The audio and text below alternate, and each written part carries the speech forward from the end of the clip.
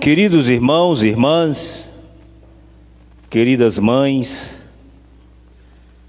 a liturgia de hoje nos deixa alguns questionamentos que, se formos olhar pela literatura, caímos numa contradição e, portanto, aqui eu faço algumas perguntas. E aqui, para lembrar a vocês, queridos católicos, é preciso ter um grande cuidado quando pegar a Bíblia ao pé da letra, porque a gente corre o risco de entrar em contradição e depois ficar confuso quando ter que explicar. Por exemplo, quando se fala da ascensão do Senhor, o autor de Atos dos Apóstolos é o mesmo do Evangelho segundo São Lucas, e é por isso que a primeira leitura diz assim: no meu primeiro livro, ó Teófilo. Lembrem que a introdução do Evangelho segundo Lucas também é para o amigo Teófilo. Então, logo, não temos dúvida alguma de que é o mesmo autor. Tanto Atos quanto o Evangelho segundo Lucas é do mesmo escritor. Mas é interessante que quando se trata da ascensão do Senhor, o capítulo 24 de Lucas, versículos 51 e 52, nos deixa entrever que Jesus subiu aos céus enquanto estava em Betânia.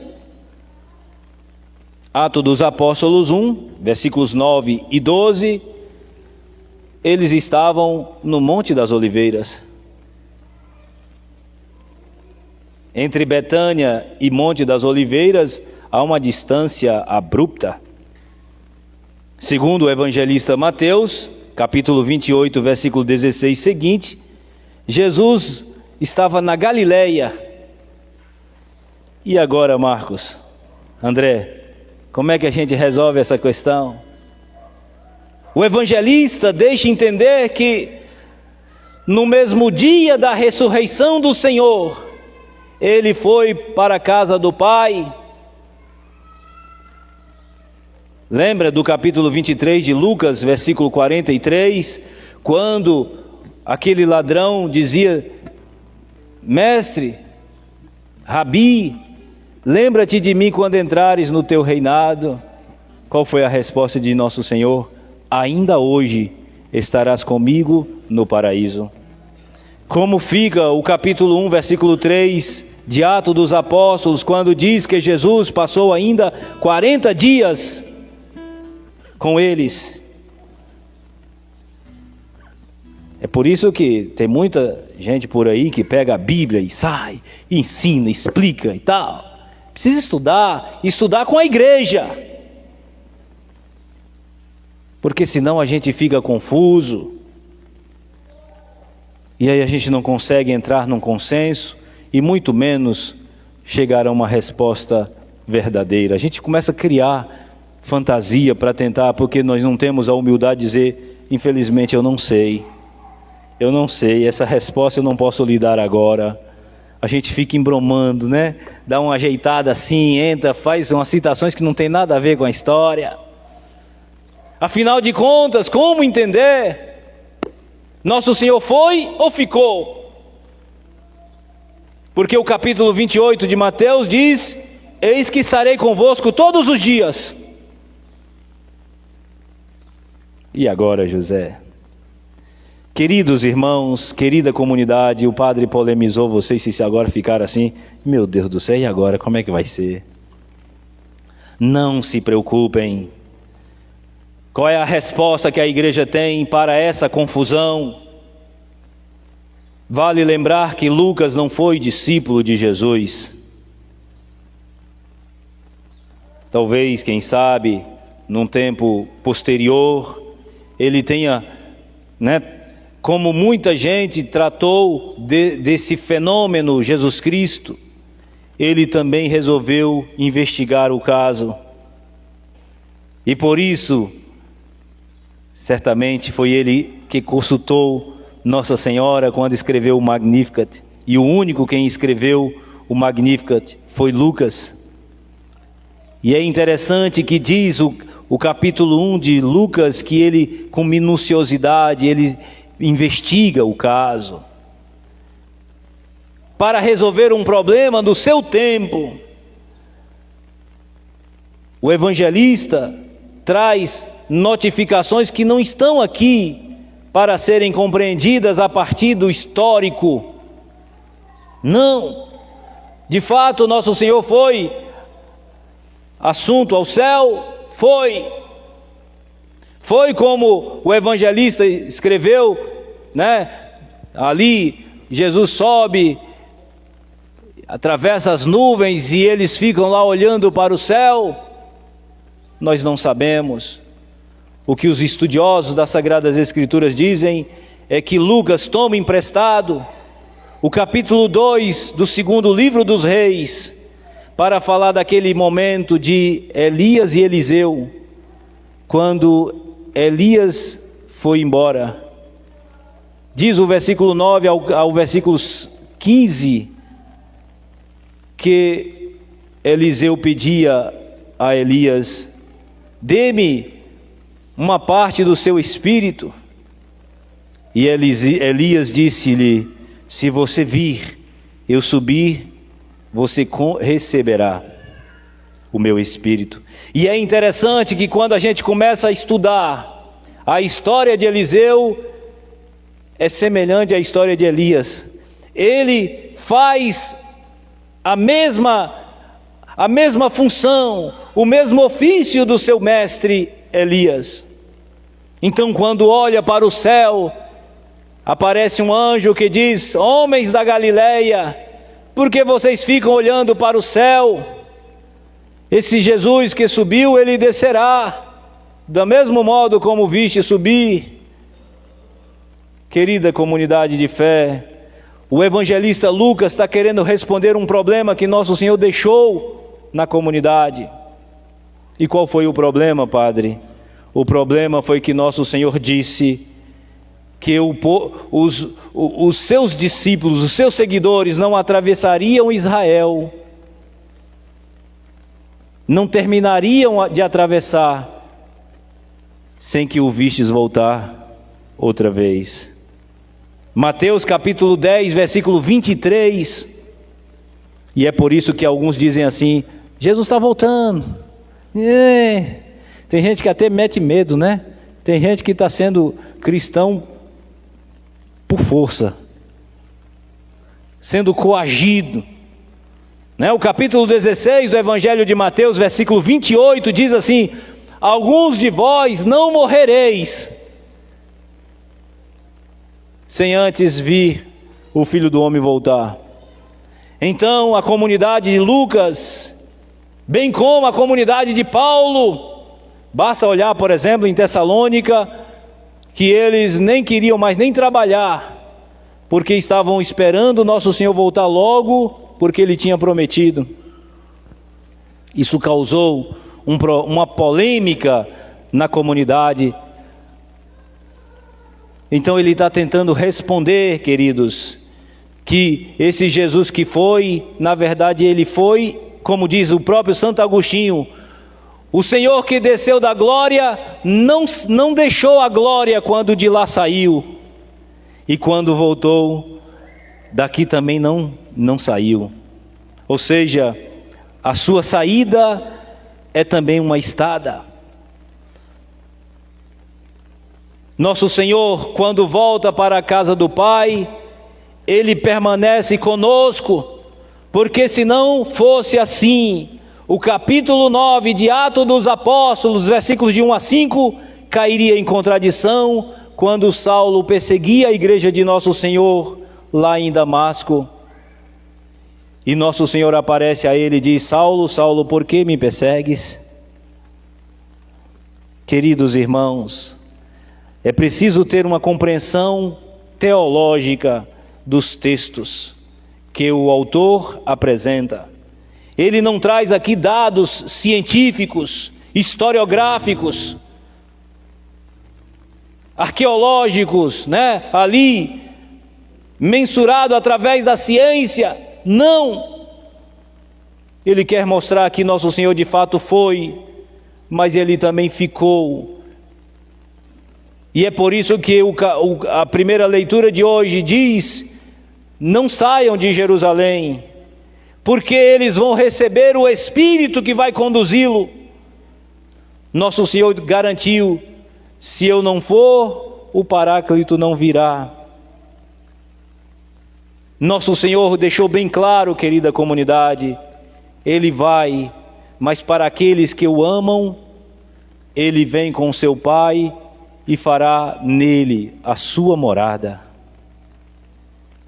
É preciso levar em consideração o mistério salvífico, teológico, que a liturgia de hoje quer nos proporcionar. Não podemos entender esse texto olhando como se nosso Senhor fosse um astronauta que subiu num foguete e subiu para o céu. Não. Não temos dúvidas, porque o céu aqui não é um lugar físico. O céu aqui é o seu Pai. Subir para o céu significa subir para Deus. Não me toques, ele dizia para Madalena, porque ainda não subi para o meu Pai e vosso Pai, meu Deus e vosso Deus. Querida comunidade de fé, eis aí o mistério do qual hoje nós celebramos. A ascensão do Senhor é a sua elevação para junto do seu Pai. Por como nós cantamos no salmo de hoje, por entre aclamações, Deus se elevou, o Senhor subiu ao toque da trombeta. Querida comunidade de fé, o Filho volta para o Pai, mas permanece conosco dia e noite.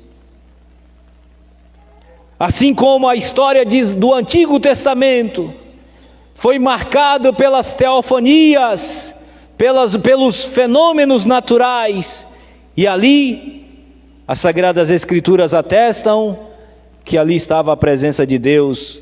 Êxodo 3:14, Êxodo 19, a presença de Deus se dava através de fenômenos naturais, trovões, relâmpagos, nuvens, terremotos.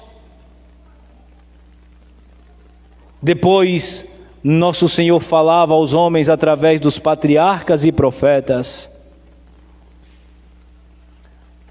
Mais adiante, para se cumprir aquilo que já havia determinado no antigo Israel, Deus mesmo veio morar em nosso meio.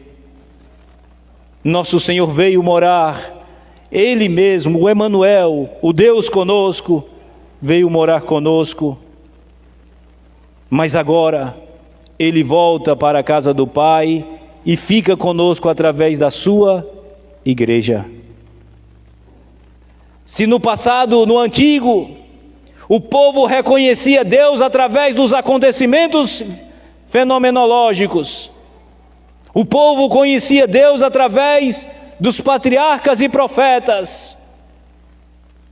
Se no Novo Testamento o povo conhecia Deus através de Jesus, que estava situado num determinado território de Israel, da Judéia, agora Deus será conhecido através da sua igreja. Eis a importância daquilo que o Evangelho de hoje toca. Quando nós falamos da ascensão do Senhor no dia de hoje, o Evangelho diz, Jesus falando aos 11, ide por todo o mundo, anunciai o Evangelho a toda criatura. Aqueles que creem serão batizados e os que não creem já serão condenados. Ou seja, o mundo agora vai conhecer nosso Senhor através da sua igreja. Nosso Senhor não vai se deslocar de lá para sair evangelizando novamente. Isso não vai acontecer mais. Nosso Senhor não vai descer para dizer: olha, eu vim trazer o reino de Deus, porque o reino de Deus já foi estabelecido. O que a comunidade de Lucas não entendeu foi que quando o nosso Senhor ressuscitou, começava ali o reino de Deus, mas não acabava o reino dos homens. E é por isso que infelizmente hoje se apregoa por aí: converta logo, nosso Senhor está voltando, e ninguém vê nosso Senhor voltar. Coitadinho do primeiro Papa da igreja, diz que um dia, o capítulo 3 da primeira carta de São Pedro, capítulo 3, versículo 4, alguém dizia para Pedro: ué Pedro, não falaram que vai acabar o mundo e tudo? Nossos antepassados morreram e continua do mesmo jeito, não mudou nada. É porque não entenderam que na ressurreição de Cristo começou o reino de Deus aqui na terra. Esse discurso de que nosso Senhor está voltando, converta logo, aceita Jesus e não sei o que, BBB, bababá, isso é embromação, conversa para boi dormir. Porque o que nós precisamos, querida comunidade, é viver já o reino de Deus que nosso Senhor pregou. O mundo precisa se converter, o mundo precisa. Mas na verdade o que precisa acima de tudo é sabermos que nós somos o rosto visível de nosso Senhor. E é por isso que nós recebemos o nome de cristãos. Cristão significa Christos, alter Christ, significa um outro Cristo na terra. E é por isso, querida comunidade, que urge celebrar a ascensão do Senhor. É primeiro já termos a certeza de que a nossa humanidade está na glória, e o que nós precisamos agora nessa terra é nos comportarmos como filhos de Deus, como bons cristãos. Lembra da segunda leitura de hoje? Há um só corpo, uma só fé, um só batismo, um só Senhor. Ou seja, não existem dois senhores, não existem dois batismos. Que infelizmente a gente até brinca de sacramento, né? Batiza aqui, rebatiza acolá, tribatiza não sei na onde, quadribatiza na caixa na baixa da égua. E brinca de sacramento como se a conversão fosse isso. É preciso comunidade de fé, e aqui eu falo para vocês, queridas mães, ensinar os seus filhos o caminho do céu, porque vocês são o rosto de Jesus aqui na terra. É preciso dar exemplo de cristãos, cristãs, porque não existe outro modo de ver Deus se não for agora, a partir dos cristãos. A gente tem insistido tanto. Começa pelo padre, comportamento cristão, seja um homem de Deus, dê exemplo. Testemunho com o seu jeito de ser, com o seu jeito de falar, com o seu jeito de se vestir, com seu modo de pensar, com as suas atitudes. Porque o mundo só vai conseguir entender isso se nós também entendermos por que somos cristãos. Está aí uma polêmica do diabo.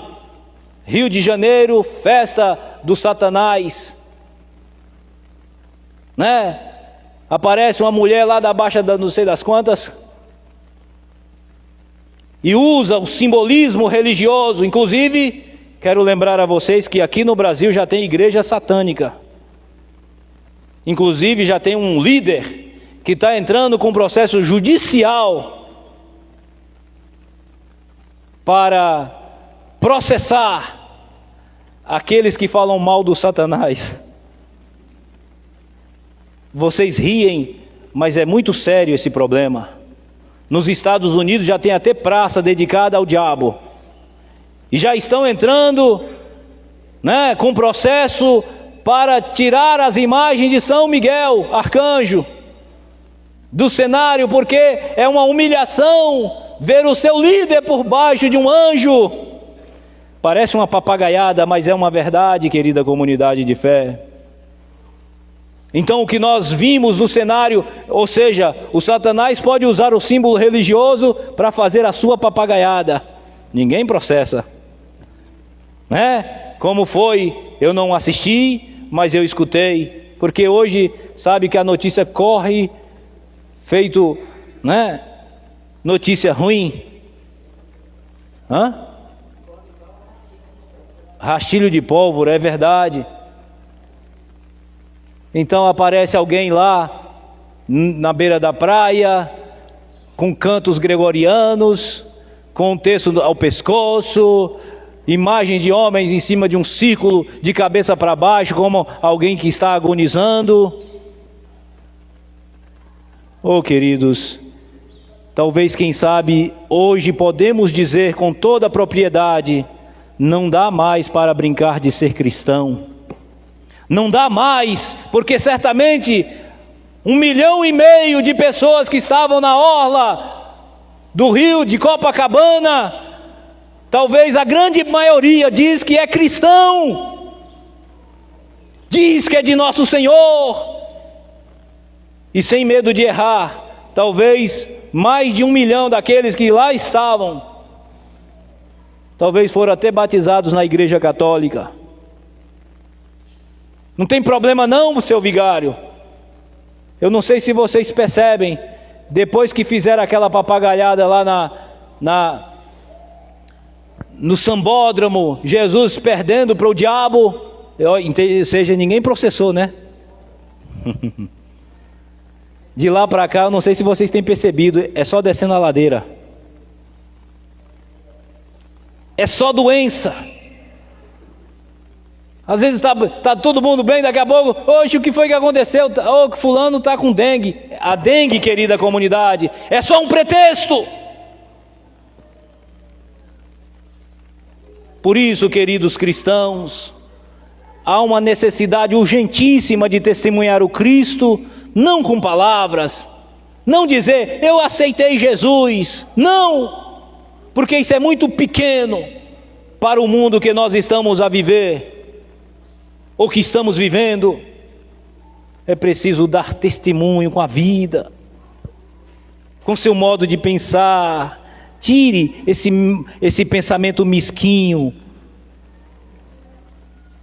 jogue de lado o seu jeito de ser, e seja de fato cristão, porque o rosto de Jesus, e eu repito, nosso Senhor subiu ao céu, mas permanece na vida de cada um de nós. O rosto dele agora só será translúcido a partir das nossas atitudes. Eis, portanto, a celebração de hoje, querida comunidade. Olha como encerra o evangelho de hoje.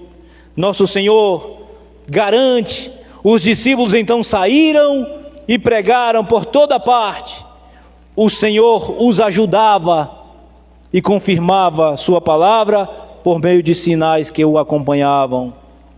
Oh, querida comunidade de fé, nosso Senhor acompanha-nos, Ele não nos abandonou. Agora é preciso ter a certeza e a convicção daquilo que somos. Essa é a liturgia deste domingo da Ascensão do Senhor. Não precisamos mais nos preocupar, e agora eu vou ser salvo ou não vou ser salvo? Porque só se preocupa com isso quem vive na mediocridade. Quem vive um cristianismo light diet, que você recebe, mas não engorda. Você recebe, mas não muda nada na sua vida. Você escuta, mas é como se não escutasse. Você bebe, mas como se não bebesse. De nada disso. Quero lembrar a vocês, e aqui eu encerro com muita preocupação, há uma necessidade de verdade de viver a fé, porque daqui para frente, queridos, prestem atenção no que o padre está dizendo. Você vai ter que provar que é cristão no canto da parede. Daqui a pouco, alguém vai te intimidar porque você é cristão.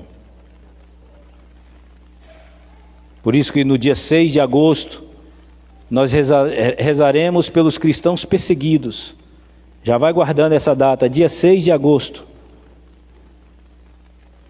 E agora será de modo mais visível. A igreja vai ser perseguida, vai ser combatida, muita gente vai processar a igreja por causa das nossas falas.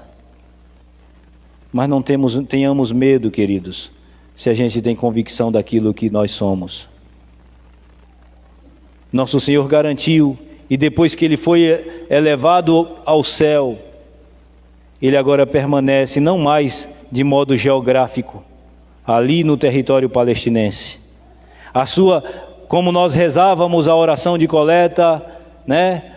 A sua elevação é a nossa vitória. Porque agora Ele pode estar em todos os lugares ao mesmo tempo. Ele está no coração de cada um de nós pelo seu Espírito. Que Deus nos abençoe, comunidade, e que essa liturgia nos faça voltar às origens da fé, quando vai ser preciso dar a vida para dizer eu sou cristão, como fizeram os mártires da igreja primitiva. Ensine seus filhos a ter fé com convicção. Vocês, queridas mães, que têm o dom de gerar vida, tenha também o dom de gestar no coração deles a vida de Deus, a vida cristã. Para que a gente possa, ainda que sejamos minoria, ainda que sejamos meia dúzia, mas meia dúzia que alguém possa olhar e dizer, ali é diferente de nós. Amém. Mãe, seria impossível falar de mãe sem falar do amor de Deus. Esse Deus que ama, que justifica, que salva, que liberta. Esse Deus que formou a mulher, cuja função seria de ser mãe. Esse Deus que na sua perfeição não deixou de fora nenhum detalhe. E o que é melhor, derramou no coração deste ser o dom de amar. Mãe, aquela que ama sem esperar receber, aquela que perdoa sem nada exigir. Seria impossível falar de mãe se não falar do amor de Deus. Esse Deus que nos ama, que nos perdoa, nos aceita como somos e com seu eterno amor e a sua infinita paciência nos transforma. O mundo lá fora diz que mãe é tudo igual, mas na verdade Deus nos revela que cada mãe é especial, seja loira ou morena, seja grande ou pequena. Não importa a sua forma, nem mesmo a forma como concebeu. Foi tu, ó mulher, que Deus escolheu. Feliz Dia das Mães. Estás aqui, agraciada.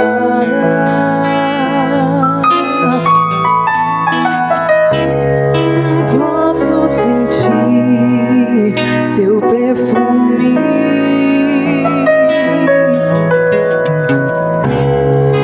Estás aqui, Mãe do meu Senhor. Vem ficar perto de mim.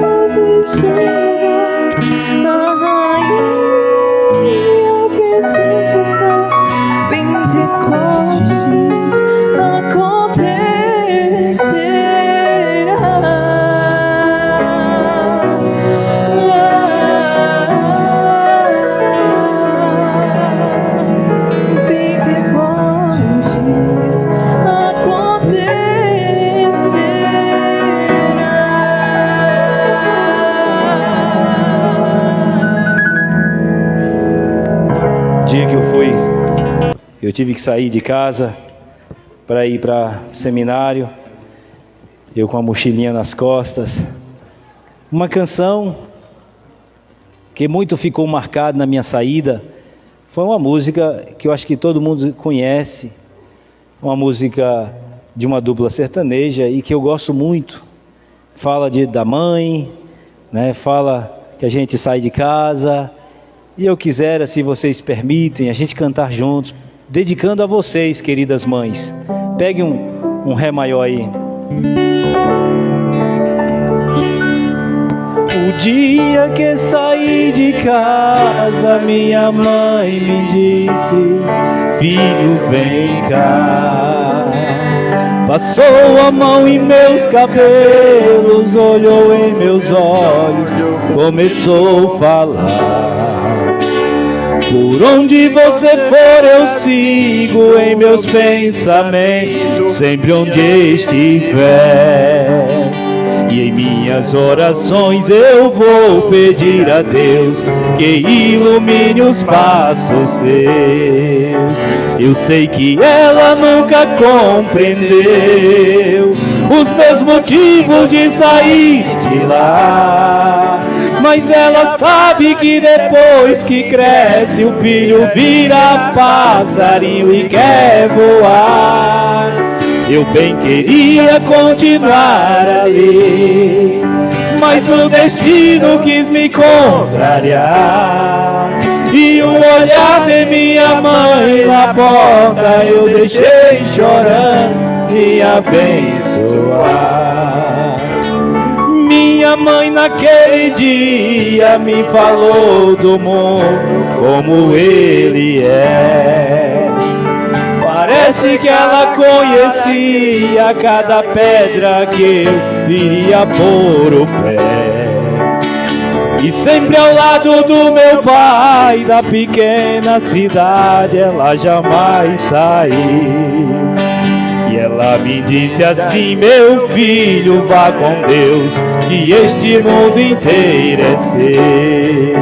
Eu sei que ela nunca compreendeu os meus motivos de sair de lá, mas ela sabe que depois que cresce o filho vira passarinho e quer voar. Eu bem queria continuar ali, mas o destino quis me contrariar. E o olhar de minha mãe na porta eu deixei chorando a minha abençoar. E o olhar de minha mãe na porta eu deixei chorando a minha abençoar. Viva a nossa querida mamãe! Deus abençoe vocês, mamãe. Deus abençoe também aquelas que já nos precederam na glória. E a você que ainda tem, cuide com tanto carinho. Porque se tem um amor que pode ser mais aproximado do amor de Deus, é o amor de mãe. Você que tem ainda sua mãe, é claro, esse é apenas um dia daquilo que deve ser todos os dias, mas que fica marcado no calendário civil, o segundo domingo de maio, mas que seja todo dia. Você, filho, cuide bem da sua mãe, porque ela merece todo o nosso carinho. Como dizia um poeta, ele diz que ainda que eu tivesse toda a capacidade do mundo de expressar o amor, ainda não seria nada diante do amor que ela tem para comigo. Então, que Deus abençoe você, mãe, e que vocês, filhos, conceda o carinho, o cuidado e, sobretudo, faça com que a sua mãe não fique triste, desanimada por causa das suas atitudes, mas que ela possa sempre ser feliz a partir dos seus gestos, da sua presença e do seu carinho.